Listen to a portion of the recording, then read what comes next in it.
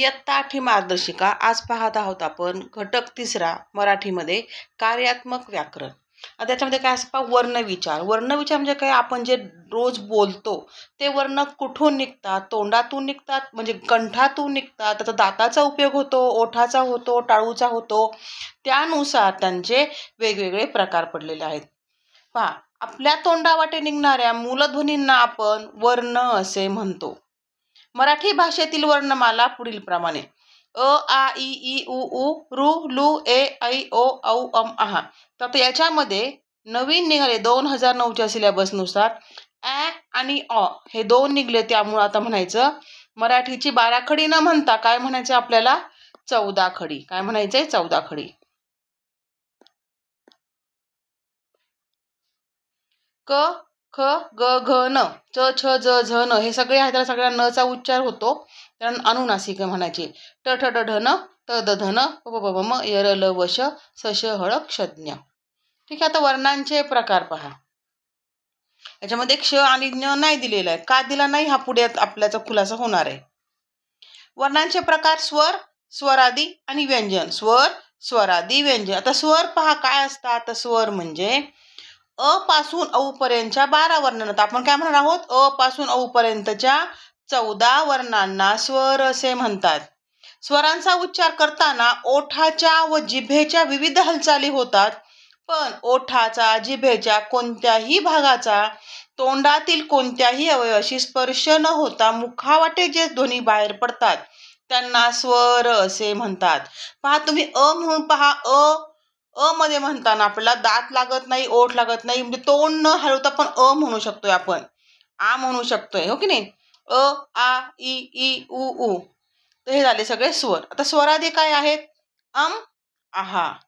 अम, आहा या 2 स्वरांना स्वरादी असे म्हणतात. अम, आहा यांना काय म्हणायचंय, स्वरादी असे म्हणतात. यात अनुस्वार व विसर्ग असे 2 उच्चार आहेत. अनुस्वार म्हणजे डोक्यावरच्या टिंबाला अनुस्वार म्हणतो आपण, का तर स्वार झालेला आहे, तो स्वार झालेला आहे म्हणून अनुस्वार शब्द आलाय. आणि आहा म्हणजे शेवटी 2 टिंब असतात, त्यांना म्हणायचं विसर्ग. याचा उच्चार करताना वर्णाच्या अगोदर स्वर येतो म्हणून त्यांना स्वरादी, स्वराच्या आधी येतात ते, स्वराच्या आधी म्हणून याला काय म्हणायचं, स्वरादी असे म्हणतात. व्यंजन: मराठी वर्णमालेतील क, ख पासून तर हळ पर्यंत व्यंजने आहेत. ज्याचा स्वतंत्रपणे उच्चार करता येत नाही त्यांना व्यंजन असे म्हणतात. त्याच्यामध्ये प्रत्येक वेळेस अ, आ, इ, ई असे वेगवेगळे स्वर मिसळले जातात. जर आपल्याला की म्हणायचं असेल तर ह्या क मध्ये ई मिळवला जातो, तेव्हा होतो पहिला की, पहिले वेलांटीचा की. पुढचं स्वरांचे प्रकार: ऱ्हस्व स्वर व दीर्घ स्वर. आता पहा, आपण काय काय शब्द पटकन म्हणतो त्यांना म्हणायचे ऱ्हस्व, आणि लांब केले जातात त्यांना म्हणायचं, त्यांचा उच्चार हा लांब लचक होतो त्यांना म्हणायचं दीर्घ स्वर. स्वरांचा उच्चार करताना काही स्वरांचा उच्चार आखूड होतो त्यांना ऱ्हस्व स्वर असे म्हणतात. अ, ई, उ, ऋ, लु हे सर्व आहेत ऱ्हस्व स्वर. हे सगळे पाठ करून टाकायचे. दीर्घ स्वर कोणते कोणते आहेत पहा: आ, मोठा ई, उ, ए, ऐ, ओ, औ हे आहे सर्व दीर्घ स्वर. पहा, आपण असं कोणतरी आवाज वगैरे देताना जे वापरतो ना ते सगळे दीर्घ स्वर असतात. ए राम्या इकडे ये, की नाही, असं मोठा वापरला असतो. ओ ऐकलत का, असा आपण शॉर्ट मध्ये वापरत नाही, ह्याला म्हणायचं दीर्घ स्वर. आता आहेत संयुक्त स्वर. 2 स्वर एकत्र येऊन बनलेल्या स्वरांना संयुक्त स्वर असे म्हणायचे. ए, ऐ, ओ, औ हे संयुक्त स्वर आहेत. पहा ते कशा कशाने बनलेले आहेत. तर ए जो आहे ना तो बनलेला आहे ए, अ आणि ई. इंग्लिश मध्ये आपण लिहायला गेलो तर काय करतो आपण, ए, ई लिहितो, बरोबर की नाही. आईला काय लिहितो आपण, ए आणि आय लिहितो, किंवा ए डबल ई लिहितो. सिंगल स्वराने बनतो का हा, नाही. ओला आपण करतो ओ, ए यू. तसंच ओला ओ.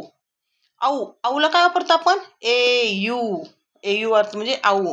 मैना जर लिहायचा असेल आपल्याला काय लिहितो आपण, एम, ए, आय. म्हणजे 2 स्वर लागतात, 2 मात्रा लिहायला आपल्याला काय लागतं, इथे 2 स्वर लागतात. हे मऊ झालाय.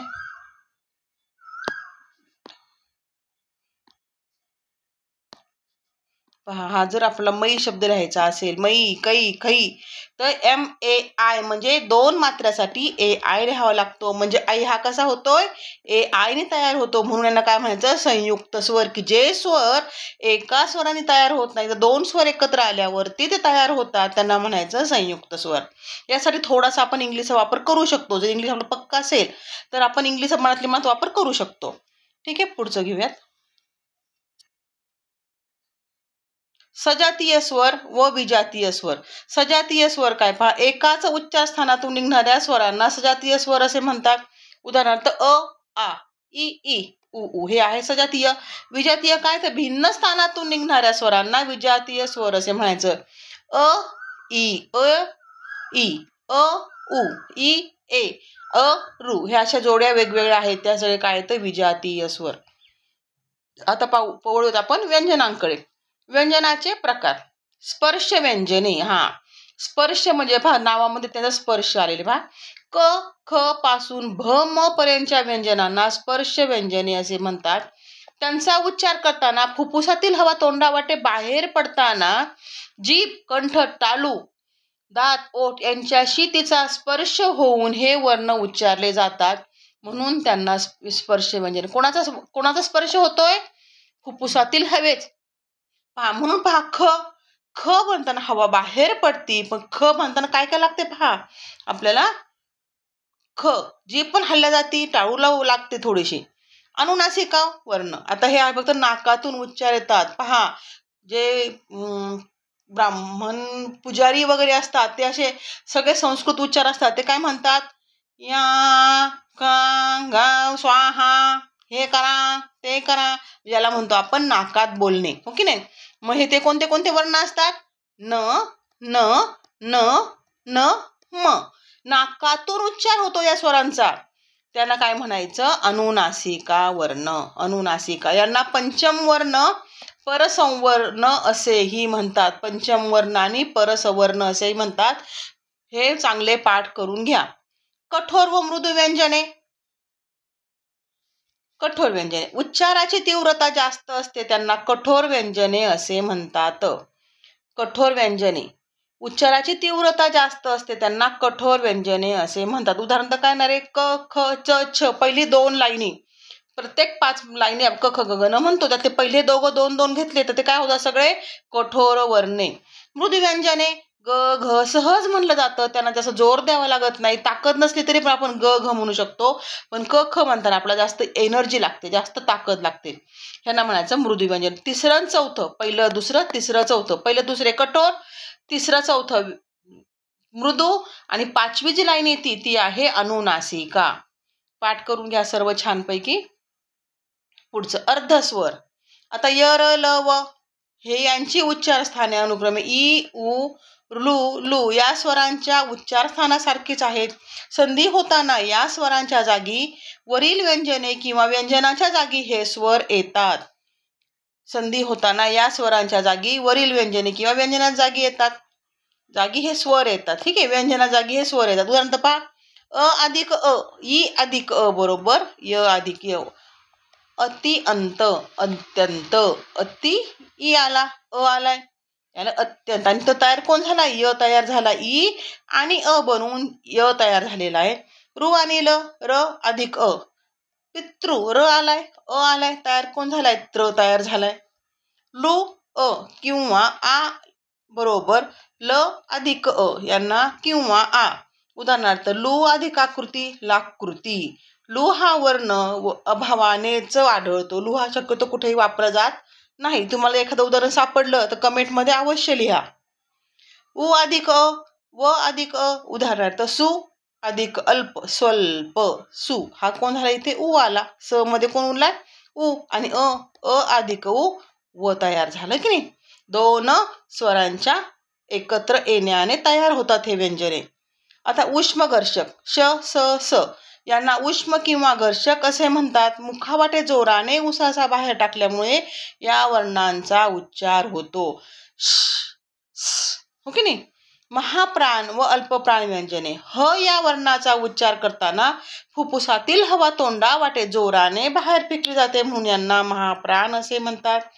ह मिसळून झालेल्या वर्णांना महाप्राण वर्ण असे म्हणतात. आता जर आपलं ख लिहायचं झाला, आपण इंग्लिशमध्ये ख कसा लिहितो? के अधिक एच. म्हणजे इथं कोण आला? ह आला का नाही? म्हणजे याला आपण काय म्हटलं जाईल? महाप्राण वर्ण म्हटलं जाणार आहे.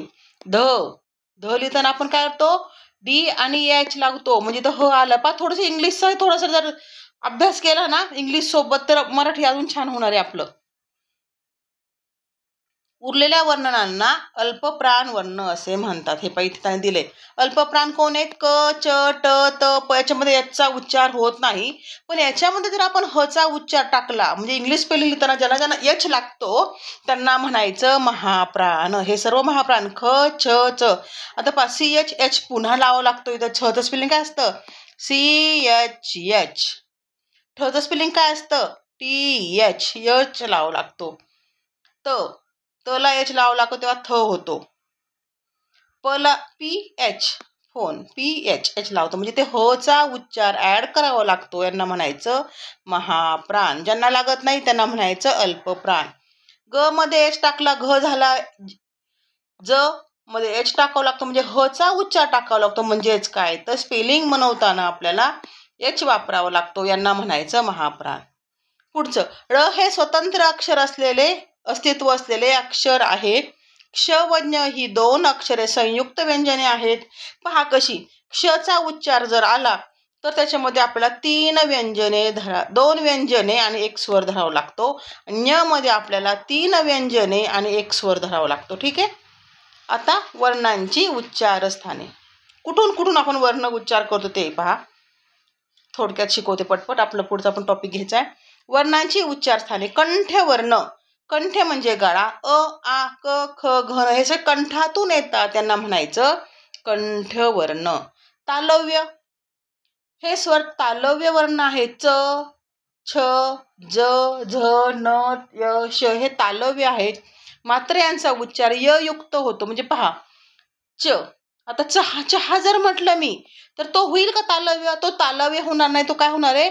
दंत तालव्य. कारण चहा म्हणत नाही आपण, चहा म्हणतो. चहा म्हणजे च मध्ये आपल्याला य मिळवावा लागतो. तो कोण होणार आहे? आपला चहा मधला च होणार आहे तालव्य. आणि च चपाती म्हणत नाही आपण, चपाती म्हणतोय की नाही? चपाती म्हणतो. मग चपाती हा झाला दंत तालव्य. याच्यामध्ये यचा उच्चार टाकावा लागत नाही.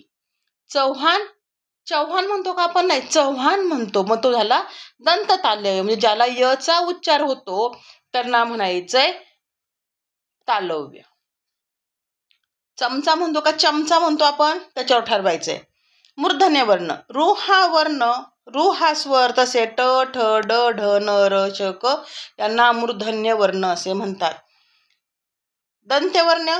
दंत लागतो, दात लागतो. पा त, थ, द म्हणताना, म्हणून बघा म्हणताना कसं होतं, आपल्या द ला जीभ टेकली जाते, दाताला जीभ टेकली जाते, त्यांना दंत्यवर्ण म्हणायचंय.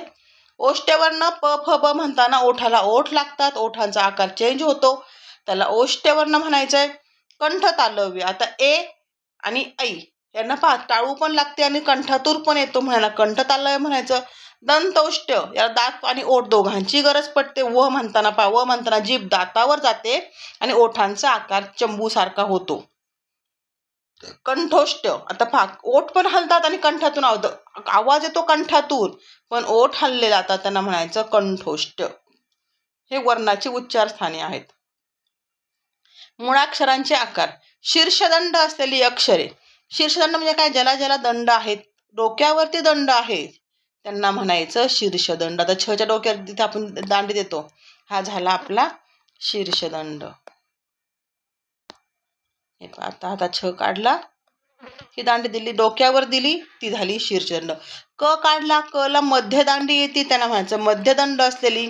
अंत्यदंडवाली आहेत ग, घ शेवटी दांडी येते, त्यांना म्हणायचं अंत्यदंड असलेली. दंड नसलेली पहा, र ला कुठेही दंड दिला जात नाही, ते दंड नसलेले अक्षर आहे. आता जोडाक्षरे कोणती कोणती आहेत? क्ष हे जोडाक्षरामध्ये मोजायचंय. प्रश्न येतो जोडाक्षर किती आहे दिलेल्या शब्दामध्ये. क, श आणि त्याच्यामध्ये सुवर्ता टाकावं लागतो, म्हणजे जोडाक्षर झालंय. न्य मध्ये द, न, य ही व्यंजन येऊन अ हा स्वर येतो. क ला क आहे, म्हणजे हे झाले आपलं जोडाक्षर. र र म्हणजे रफार असलेली शब्द सर्व जोडाक्षरामध्ये पकडायची आहेत. काय हे झाले सगळे हे झाले सगळी जोडाक्षरे. बरं ठीक आहे. आता हा व्हिडिओ खूप मोठा होईल. हा झाला आहे 15 मिनिटं झालेला आहे. तर पुढच्या लेक्चरला आपण पाहणार आहोत सराव संच 3.1.